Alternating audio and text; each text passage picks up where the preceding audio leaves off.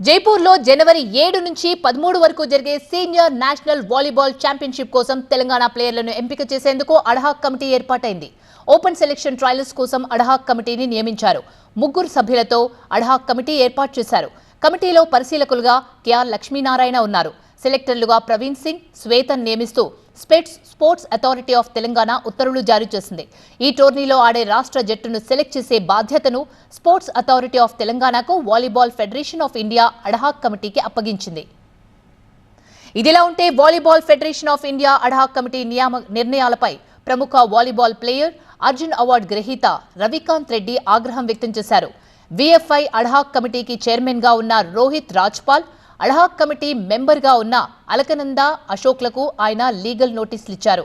Volleyball selections కి సంబంధించి అనుబంధ కమిటీల్లో తన అనుమతి లేకుండా తన పేరు చేర్చడంపై తీవ్ర ఆగ్రహం వ్యక్తం చేశారు.